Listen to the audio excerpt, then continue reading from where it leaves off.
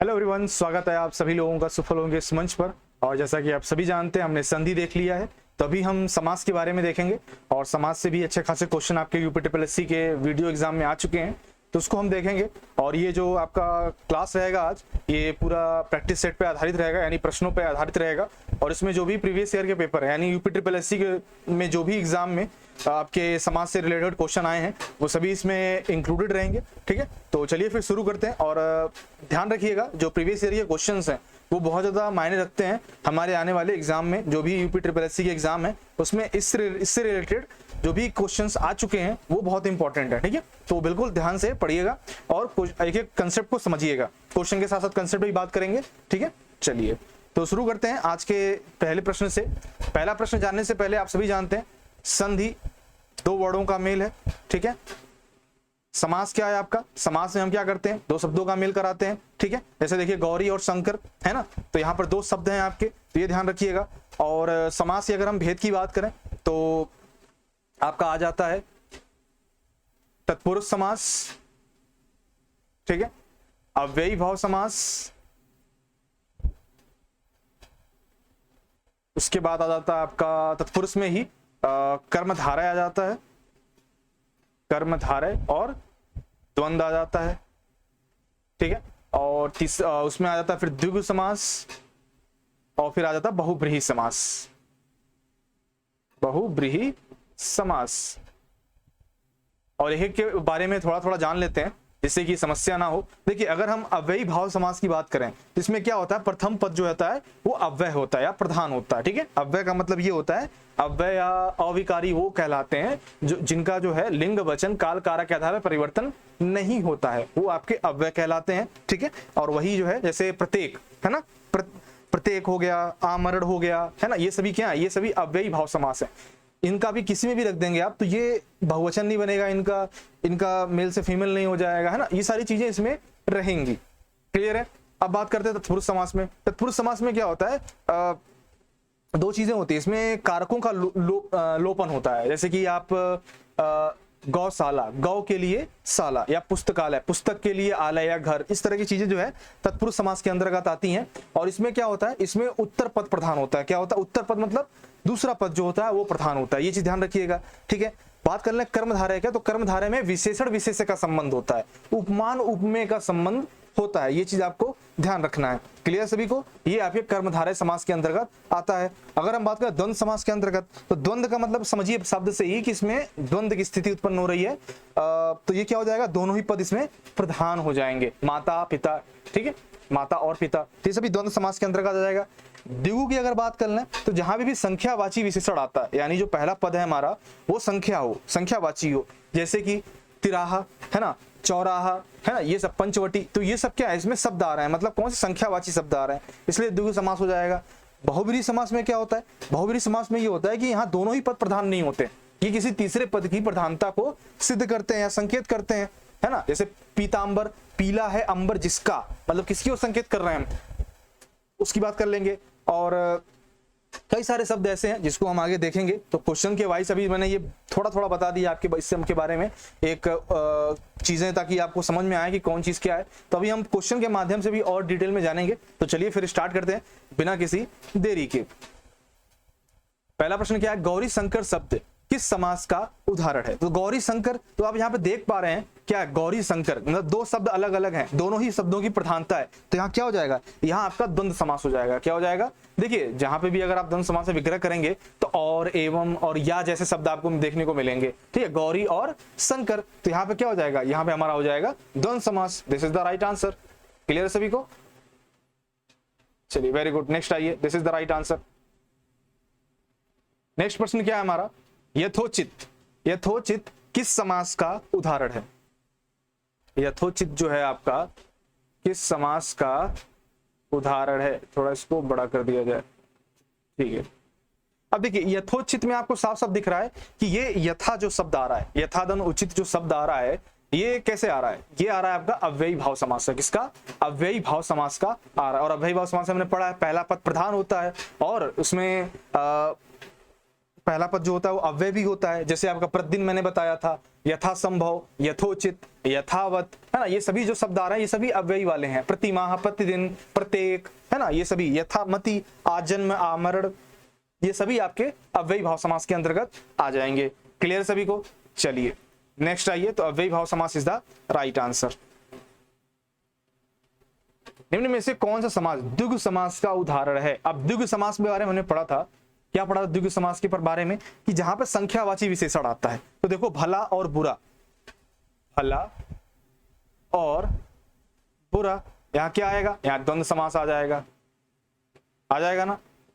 पंसेरी 5, ये आपका आ जाएगा क्या? यहाँ पे आ जाएगा आपका संख्या आ जाएगा। तो आपका आंसर जो हो जाएगा पंसेरी इज द राइट आंसर। ठीक है, पंसेरी का मतलब क्या हो जाता है आपका? पसेरी बोलते हैं ना, ये पसेरी दे दीजिए। 5 किलो का एक समूह जो होता है उसे हम पसेरी कहते हैं। ठीक है, और भी कई सारे शब्द जैसे पंचवटी हो गया, दोपहर हो गया, है ना, नवरात्र हो गया, और जो अकबर का नवरत्न कहते हैं वो भी हो गया आपका। ठीक है, तो ये सभी जो है हमारे इसके अंतर्गत आ जाएंगे। तो this is the right and correct answer. ठीक है, चलिए नेक्स्ट आइए। नवरत्न किस समास का उदाहरण? अभी हमने पढ़ा नवरत्न, नवरत्नों का समूह, नवरत्नों का समूह क्या हो जाएगा हमारा? द्वंद्व समास इज द द्विगु समास इज द राइट आंसर। संख्या है ना, तो द्विगु समास हो जाएगा। क्लियर है? नेक्स्ट आ जाइए। अपाद मस्तक, अपाद मस्तक में किस समास का उदाहरण है? अपाद मस्तक मतलब क्या है? पाद से मस्तक मतलब पैर से माथे तक, सिर तक। तो पैर, पाद से मस्तक तक। अब यहाँ पे देखो, अब यहाँ पे कुछ कारण विभक्ति वाले भी आ रहे हैं, है ना, तो क्या हो जाएगा? पाद से लेकर मस्तक तक, मतलब यहाँ पर पाद शब्द का इस्तेमाल आप कहीं भी किसी भी शब्द में करेंगे तो परिवर्तन नहीं होगा उसमें, इसलिए अव्यय में आएगा। इसलिए ये हमारा क्या हो जाएगा? अव्ययी भाव समास यहाँ पर हमारा हो जाएगा। ठीक है, अव्ययी भाव समास is the right and correct answer. चलिए नेक्स्ट प्रश्न पे आते हैं। प्रश्न संख्या 6, योगदान शब्द में किस समास का उदाहरण है? देखिए योगदान का क्या हो जाएगा? समास विग्रह, योग का दान, क्या हो जाएगा? योग का दान। इसलिए यहाँ पे क्या हो जाएगा? यहाँ पर तत्पुरुष समास आ जाएगा। ठीक है, कर्ता कर्म को और अधिकरण में पर और संप्रदान के लिए, ये सारी चीजें इसमें आएंगी। ठीक है, तो यहाँ पे क्या हो जाएगा हमारा? तत्पुरुष समास इज द राइट आंसर।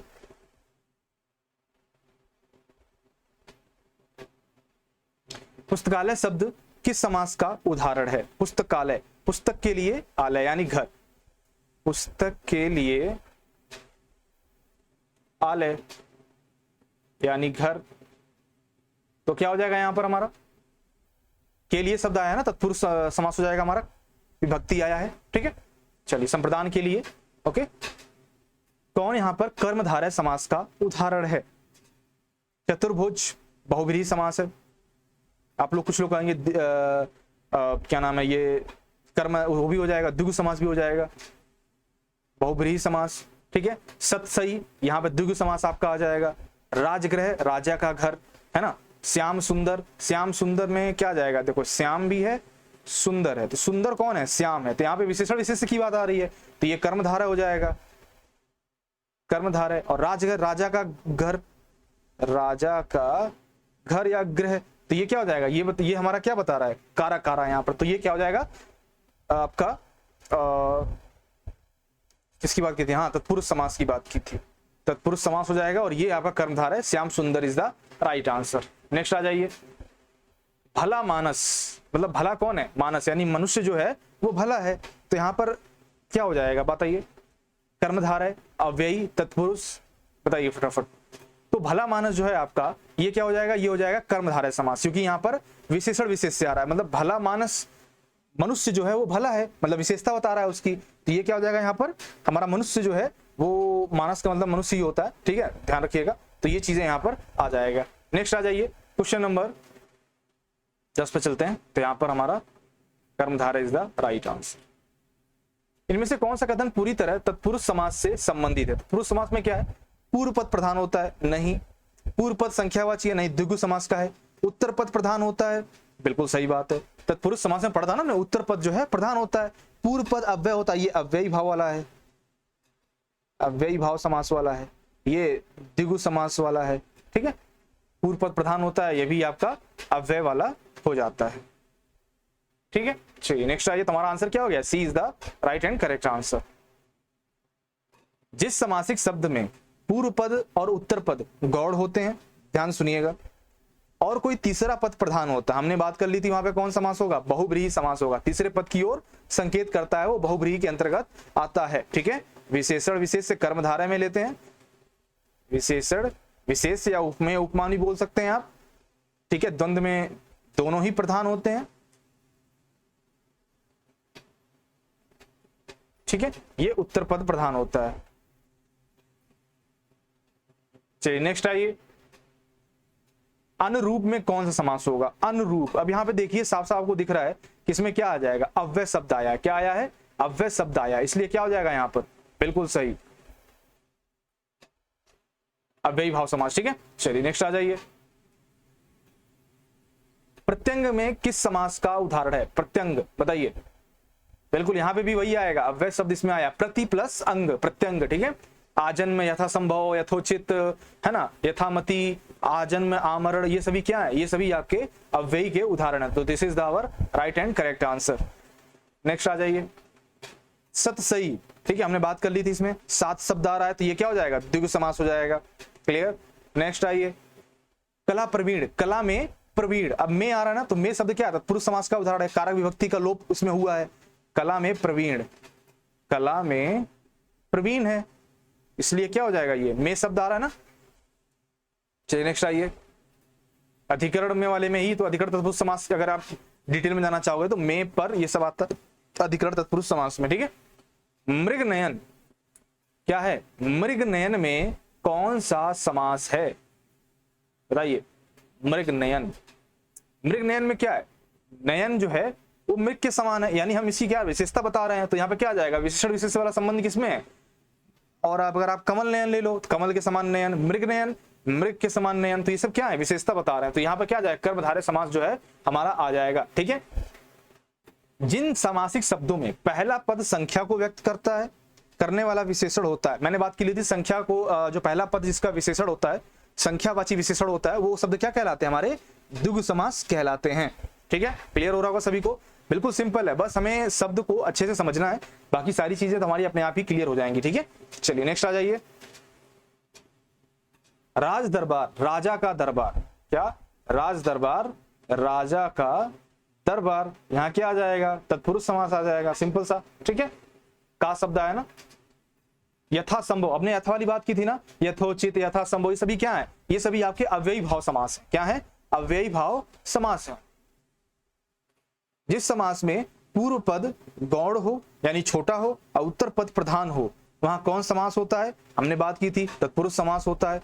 ठीक है, बहुब्रीहि में दोनों ही प्रधान नहीं होते हैं। ठीक है, द्विगु समास में संख्यावाची जो है विशेषण होता है, और द्वंद्व समास में दोनों ही प्रधान होते हैं। ठीक है, तो यहाँ पर अगर उत्तर पद प्रधानता की बात करें, तत्पुरुष समास के अंतर्गत कर्मधारय आता है, कर्मधारय जो है वो क्या है, आपका विशेषण विशेष की बात करता है, और के अंतर्गत तत्पुरुष समास के अंदर द्विगु आता है, द्वंद्व तो अलग से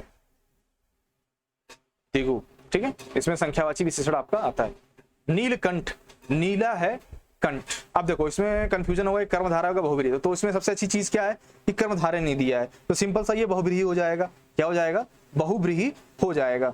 देखिए अब इसमें भी कई सारी समस्याएं हैं कि कर्मधारय और बहुब्रीहि में क्या किया जाए, तो जब भी तीसरे की ओर संकेत किया जाए, अगर यहाँ नीलकंठ की जगह लिखा होता नीला है कंठ जिसका, भगवान नहीं, मंदिर में पुजारी नीलकंठ की पूजा कर रहे हैं, पुजारी मंदिर में नीलकंठ जी की पूजा कर रहे हैं। अब नीलकंठ जी की पूजा कर रहे हैं मतलब किसकी हम बात कर रहे हैं, हम शंकर भगवान की बात कर रहे हैं, तो वहां बहुब्रीहि समास होगा।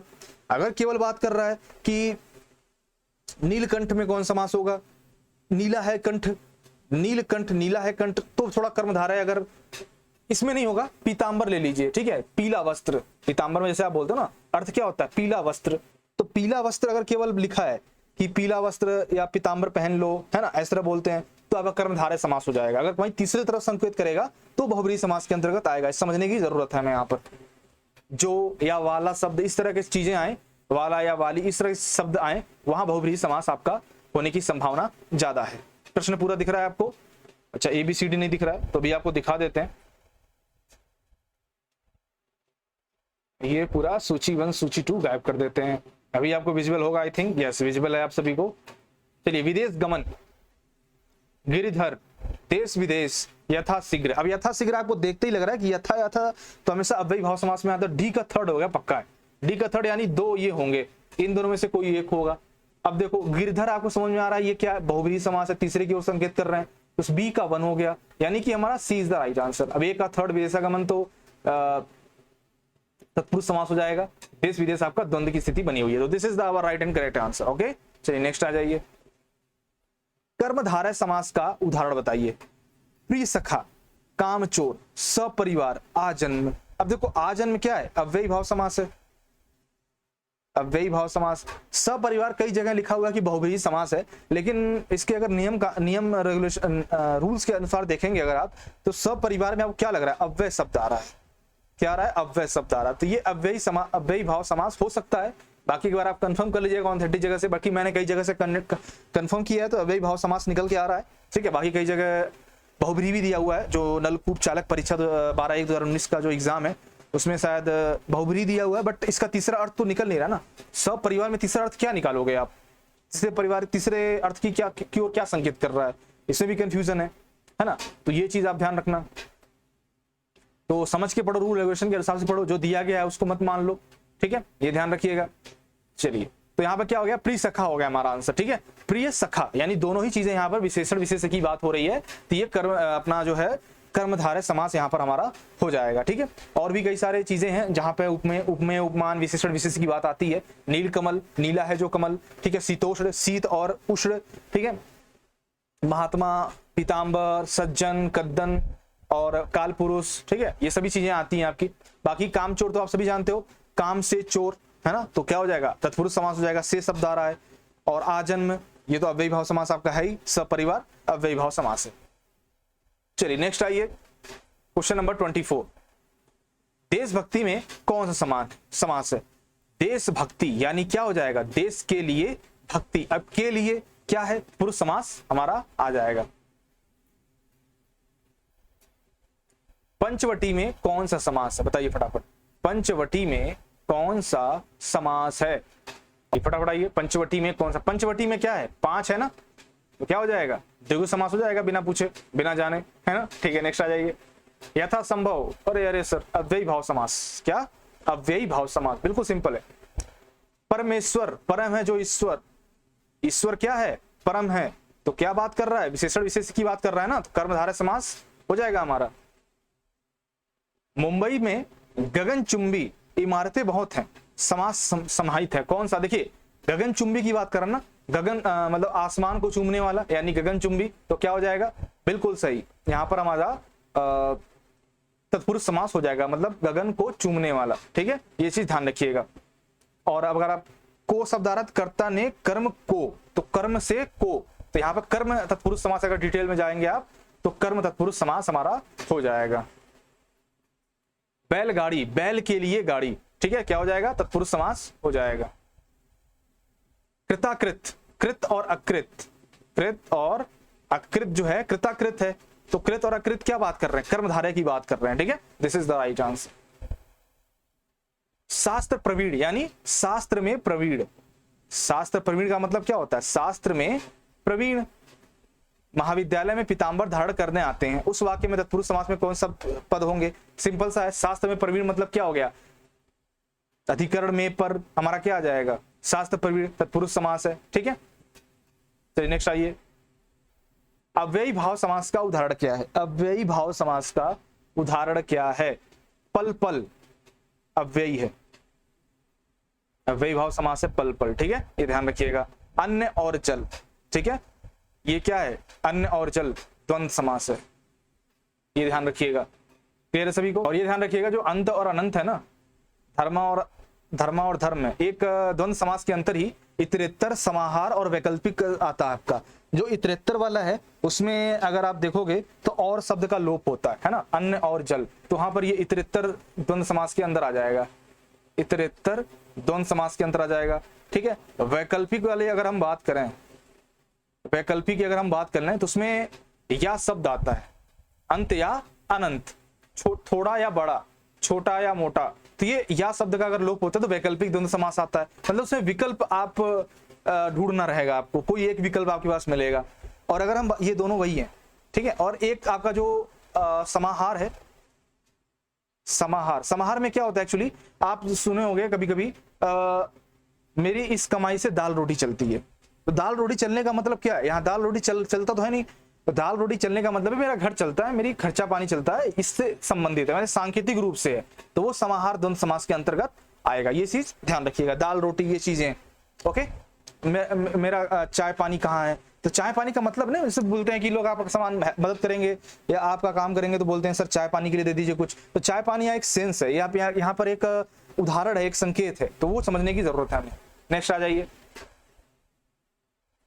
वचनामृत समस्त पद का विग्रह क्या होगा। वचनामृत या वचन रूपी अमृत, क्या है, वचन रूपी अमृत, कर्मधारय समास यहां पर हो जाएगा। क्या हो जाएगा, कर्मधारय, यानी हमें विशेषण विशेष की बात कर रहे हैं इसलिए यहां पर कर्मधारय समास हमारा हो जाएगा। ठीक है, चलिए नेक्स्ट आ जाइए, अधिकरण तत्पुरुष का समास नहीं है। अधिकरण में पर देखो, पुरुषोत्तम ये तो है, पुरुषों में उत्तम, पुरुषों में उत्तम, ठीक है। कुल श्रेष्ठ, कुलों में श्रेष्ठ, कुलों में श्रेष्ठ। देशाटन, पुरुषोत्तम में भी अधिकरण तत्पुरुष समास है, देशाटन में भी है, देश में अटन, यानी अटन का मतलब होता है भ्रमण, ठीक है, ये ध्यान रखिएगा। और कुल श्रेष्ठ है, कुल में श्रेष्ठ, ठीक है। बाकी धर्म में भ्रष्ट नहीं होता, धर्म से भ्रष्ट होता है, से मतलब आपादान से होता है, तो आपादान वाला याद रखिएगा आप, ठीक है। चलिए नेक्स्ट आइए, ये हो जाएगा आपादान तत्पुरुष समास, आपादान तत्पुरुष समास। क्यों, धर्म से भ्रष्ट है, ठीक है, धर्म से भ्रष्ट। देशाटन, देश में आटन, यानी आटन का मतलब क्या होता है, आटन का मतलब भ्रमण होता है, ये ध्यान दीजिएगा, आटन का मतलब भ्रमण होता है। आपको विजिबल है ना, हाँ ठीक है, विजिबल है। चलिए प्रश्न संख्या 35, समास के पदों को अलग करने को क्या कहा जाता है। सिंपल सा विग्रह कहते हैं। क्या कहते हैं, विग्रह कहते हैं। नीलांबर शब्द में कौन सा समास है, नीला है अंबर, अब अंबर आसमान नीला है तो क्या हो जाएगा, कर्मधारय समास हो जाएगा, सिंपल सा है ना। अंबर क्या है, नीला है, यानी अंबर की विशेषता बता रहा है ना वो, तो विशेषण विशेष की बात आएगा यहाँ पर। प्रतिमान, देखिए प्रति शब्द प्रत्येक वाला आए ना, ये सब प्रतिमान, ये सब क्या हो जाएगा, अव्ययी भाव समास के अंतर्गत हैंडल हो जाएगा, ठीक है, बिठा दिया मैंने उसको।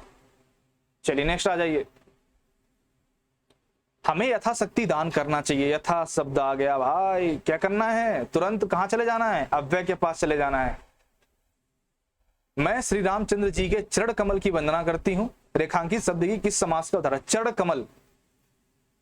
चरण जो है वो कमल के समान है, क्या है, चरण जो है वो कमल के समान है, यानी क्या हो जाएगा, यानी कर्मधारय समास हो जाएगा। क्यों हो जाएगा, क्योंकि हमने पढ़ा है कि विशेषण विशेष की बात आती है ना। ये चंद्रमुख, चंद्रमा के समान मुख है ना, कनकलता, कनकशीलता, क्रोधाग्नि, क्रोध रूपी अग्नि, तो ये सभी क्या है, ये सभी हमारे कर्मधारय समास के अंतर्गत आएंगे, ठीक है, ये ध्यान रखना है। ओके, चलिए नेक्स्ट आ जाइए, फटाफट फटाफट आगे बढ़ते हैं। हमारा क्या हो गया, यहाँ पर कर्मधारय समास is the right and correct answer. Ganga तट पर कुछ लोग भजन कर रहे थे, रेखांकित शब्द में कौन सा समास है, गंगा तट, यानी गंगा का तट, यानी गंगा पर तट, तो अधिकरण में पर आता है आपका, तो अधिकरण तत्पुरुष समास यहां पर हो जाएगा, ठीक है। चलिए नेक्स्ट आ जाइए, B is the right answer. तिरंगा में कौन सा समास है, बिल्कुल सिंपल, तीन रंग का तिरंगा आपको क्या दिखाएगा, द्विगु समास का रास्ता दिखाएगा।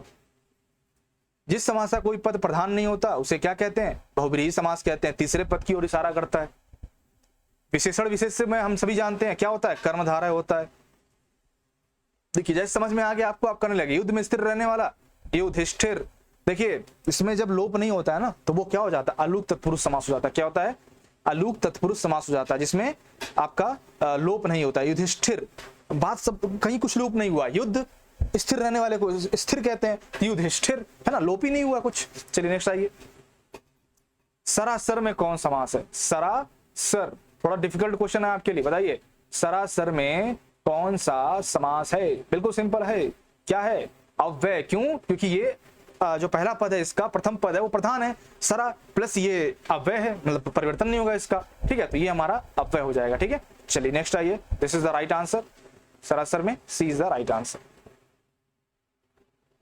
पुजारी भगवान पीतांबर की पूजा कर रहा है, यहां पीतांबर पद समास है। देखो यहां पे कर्मधारय क्यों नहीं होगा, पीतांबर, पुजारी भगवान पीतांबर, यानी तीसरे की ओर संकेत कर रहा है। अगर तीसरे की ओर संकेत नहीं कर रहा होता तो यहां पर आपका हो जाता क्या, कर्मधारय। लेकिन पीतांबर को हम जानते हैं ना, पीला है वस्त्र जिसका, किसका है, पीला है अंबर, यानी विष्णु जी की बात कर रहे हैं हम यहाँ पर। तो विष्णु जी की अगर हम बात करते हैं तो यहाँ पर हमारा अन्य पद की प्रधानता आ जाएगी और हमारा यहाँ पर क्या हो जाएगा, बहुब्रीहि समास हमारा हो जाएगा। ठीक है, बहुब्रीहि is the right and correct answer.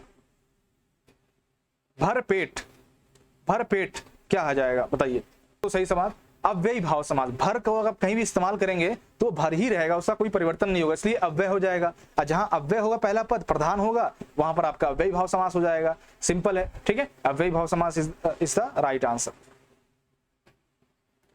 पाप पुण्य अव्ययी भाव समास का बताना है, तो पाप पुण्य आप सभी जानते हैं। आजीवन अव्ययी भाव समास, लीजिए मिल गया अव्ययी भाव समास। पीतांबर बहुब्रीहि कर्मधारय दोनों हो सकता है, बशर्ते इसका इस्तेमाल देखना किस तरह किया गया है ना, पीले वस्त्र के लिए किया गया है कि विष्णु जी के लिए किया गया है। घोड़सवार, ठीक है, चलिए घोड़े पे सवार तत्पुरुष समास के अंतर्गत। पथ भ्रष्ट, पथ से भ्रष्ट, पथ से भ्रष्ट क्या आ जाएगा, तत्पुरुष समास आ जाएगा। अष्टाध्यायी, अष्ट 8 अध्यायों का समूह क्या आ जाएगा, द्विगु समास आ जाएगा। बहुब्रीहि समास का उदाहरण कौन सा है, बहुब्रीहि का मतलब क्या हो गया, किसी तीसरे की ओर संकेत करता है तो बहुब्रीहि के अंतर्गत आ जाएगा। चतुर्भुज, ठीक है, ये बहुब्रीहि के अंतर्गत आ जाएगा। पंचवटी 5 वटों का समूह का आपका द्विगु समास के अंतर्गत आएगा। ये आपका आ जाएगा चरण कमल, ये कर्मधारय के अंतर्गत आ जाएगा। करोड़पति ये भी द्विगु समास के अंतर्गत आ जाएगा। ठीक है, तो कंसेप्ट याद रखिए, बाकी सारी चीजें तो आपके क्लियर होती चली जाएंगी। कंसेप्ट अगर याद नहीं होगा तो फिर समस्या आ सकती हैं। ठीक है, आप चतुर्भुज बोलोगे कि चतुर्भुज सर ये कर्मधारय होना, द्विगु होना चाहिए, 4 भुजाओं का समूह। लेकिन मेरे भाई 4 भुजाएं हैं जिसके, किसकी हैं, विष्णु जी की, तो वहां पर क्या हो जाएगा, विष्णु जी। ठीक है, जलज भी आपका ध्यान रखिएगा बहुब्रीहि होता है, क्यों, क्योंकि जलज हम किसको कहते हैं, किसकी ओर इशारा करते हैं, कमल की ओर इशारा करते हैं। क्लियर सभी को। चलिए नेक्स्ट आइए, क्वेश्चन नंबर 52। जिस समास का पूर्व पद यानी पहला पद प्रधान हो कौन समास कहलाता है, अव्ययी भाव समास कहलाता है। पहला पद प्रधान और अव्यय हो, ठीक है। चलिए नेक्स्ट आ जाइए, पहला पद संख्यावाचक हो, ओहो दिगु, दिगु संख्यावाची विशेषण, दिगु समास। राजपुत्र, राजा का पुत्र, राजा का बेटा राजा नहीं बनेगा, ठीक है। चलिए तो यहां पे क्या हो जाएगा, तत्पुरुष समास हो जाएगा, का विभक्ति का लोप हुआ है। उपयुक्त समास का चयन कीजिए, सुख दुख, ओहो द्वंद्व की स्थिति उत्पन्न हो रही है ना। तत्पुरुष समास, आजन्म, बताइए अव्ययी भाव समास। आशातीत, बताइए ये बिल्कुल सही है। शीतोष्ण, अष्टाध्यायी, अष्टाध्यायी क्या है, द्विगु समास है। शीतोष्ण में क्या हो जाएगा, शीतोष्ण में आपका द्वंद्व समास हो जाएगा। समास है ना, हाँ ठीक है, सही लिखा हुआ है। ओके चलिए, तो आशातीत is the our right answer, तत्पुरुष समास है, ठीक है। बहुब्रीहि समास के अंतर्गत कौन आता है, बहुब्रीहि समास के अंतर्गत कौन आता है, वीड़ा पाड़ी। कौन है, वीड़ा पाड़ी। कौन है, वीड़ा है जिसके हाथ में किसकी बात करते हैं हम, सरस्वती जी की बात करते हैं, ठीक है। तीसरे की तरफ इशारा करते हैं, दो माता, दो माता, द्विगु समास हो जाएगा यहां पर, द्वंद्व समास। नेक्स्ट आइए, कौन सा शब्द कर्मधारय समास नहीं है, तो कर्मधारय समास नहीं है ये बोला है। नील गाय, नील, नीली है जो काय, कृताकृत, प्रिय सखा या विद्याभ्यास। तो बताना है आपको 58 नंबर क्वेश्चन का आंसर। देखिए यहां पर जो आपका विद्याभ्यास है, विद्या के लिए अभ्यास या विद्या का अभ्यास, तो का शब्द आ रहा है ना, तो यहां पर क्या हो जाएगा, यहां पर ये तत्पुरुष समास हो जाएगा। बाकी कृताकृत, कृत और अकृत ये भी आपका कर्मधारय हो जाएगा। नील गाय, नीली है जो गाय, ये भी प्रिय सखा जो प्रिय है आपका, ठीक है। तीनों कर्मधारय समास के अंतर्गत आएंगे, बट विद्याभ्यास जो है ये आपका तत्पुरुष समास के अंतर्गत आएगा। नेक्स्ट आ जाइए, पंचानन, पंच क्या है, द्विगु समास। गंगा जल, गंगा का जल क्या हो जाएगा, तत्पुरुष समास हो जाएगा। सतसई, सात, है ना, द्विगु समास। कर्मधारय समास, नील गगन, नीला है जो गगन, कर्मधारय। त्रिफला द्विगु, गांव शहर, आगे क्या हो जाएगा, द्वंद्व समास। ठीक है, नेक्स्ट आ जाइए, पतझड़। पतझड़ में जाएंगे एक ऋतु को कन्वर्ट कर रहा है, एक ऋतु को संकेत कर रहा है। कौन सा, बसंत ऋतु जो है, पतझड़ का मौसम उसमें आता है। तो ये क्या हो जाएगा, ये आपका हो जाएगा जब संकेत करते हैं तो बहुब्रीहि समास हो जाएगा, ये ध्यान रखिएगा। नेक्स्ट आ जाइए, चक्रपाणी। चक्रपाणी, बताइए चक्रपाणी किसकी ओर इशारा कर रहे हैं हम? चक्रपाणी अगर हम बात कर लें तो किसकी की तरफ इशारा कर रहे हैं? तो ये आप विष्णु जी के बारे में बात कर रहे हैं, कृष्ण के बारे में बात कर रहे हैं, विष्णु जी के बारे में बात कर लीजिए। चक्र है पाड़ी, यानी हाथ जो है वो इसका मतलब होता है। तो यहाँ पर क्या हो जाएगा, विष्णु जी से रिलेटेड हो जाएगा। दशानन भी आप, दशमुख जिसके रावण की हम बात करते हैं, तो वो भी आपका बहुब्रीहि समास हो जाएगा। तो चक्रपाणी बहुब्रीहि समास के अंतर्गत आएगा। धीरे धीरे, बिल्कुल सिंपल, अव्यय है ना, पल पल, धीरे धीरे, ये सभी अव्यय के अंतर्गत आएंगे। और वाचस्पति, वाचस्पति अलूक तत्पुरुष समास के अंतर्गत आएगा। किसके, अलूक तत्पुरुष समास के अंतर्गत। गोबर गणेश, गोबर से निर्मित गणेश, क्या हो जाएगा, बिल्कुल सही, क्योंकि यहां पर क्या है, गोबर से निर्मित गणेश, तो कर्ण से, तो यहां पर जो है कर्ण इज द राइट आंसर। ठीक है, कर्ण तत्पुरुष is the right and correct answer. तीन वेड़ियां मिलती हैं जहां, तीन वेड़ियां, त्रिवेणी की बात कर रहे हैं ना, त्रिवेणी की बात करते हैं, मतलब तीसरे की ओर संकेत कर रहे हैं, तो बहुब्रीहि समास के अंतर्गत आ जाएगा। युधिष्ठिर, युद्ध में स्थिर रहने वाला, यानी अलूक तत्पुरुष। जहां पे अ शब्द आए, अन शब्द आए, वो ध्यान रखिएगा, नियत अधिक तत्पुरुष कहलाता है। 8 अध्याय है जिसमें, अष्टाध्याय, इसमें द्विगु समास में। देशांतर, देशों में अंतर जो होता है, ठीक है, क्या आ जाएगा, देशों के बीच अंतर जो होता है उसे देशांतर कहते हैं। और ये आता है आपका कर्मधारय समास के अंतर्गत। इसमें कर्मधारय समास के अंतर्गत आपका आएगा। This is the right answer. किस समास में दोनों पद मिलकर एक नया अर्थ प्रकट करते हैं? दोनों पद मिलकर एक नया अर्थ प्रकट करने की करेंगे, बहुब्रीहि में करेंगे, है ना, ये ध्यान रखिएगा। चलिए नेक्स्ट आइए 72 नंबर क्वेश्चन पे। गौशाला, गांव के लिए शाला या गांव के लिए जगह, तो ये आपका किसमें आ जाएगा, के लिए, यानी तत्पुरुष समास के अंतर्गत आ जाएगा। जलधि, जल को धारण किया हुआ, है ना, तो इसमें आपका कर्म तत्पुरुष समास आएगा, को, कर्म को, ठीक है, तत्पुरुष समास इसके अंतर्गत आएगा, ये चीज ध्यान रखिएगा। कर्म तत्पुरुष समास, जल को धारण किए हुए। देव है जो, देव जो महान है, देव जो महान है में कौन सा समास होगा, कर्मधारय होगा। ठीक है, ये भी ध्यान रखिएगा। बहुब्रीहि भी हो सकता है, लेकिन यहाँ पर कर्मधारय जो है बिल्कुल सही दिया हुआ है। ओके, तीसरे की तरफ संकेत नहीं कर रहा है। आमरण में कौन समास है, बिल्कुल सिंपल सा, अव्यय वाला है। आ शब्द आ रहा है ना, अव्यय आ जाए। देखो, द्वंद्व समास में कौन सा पद प्रधान होता है,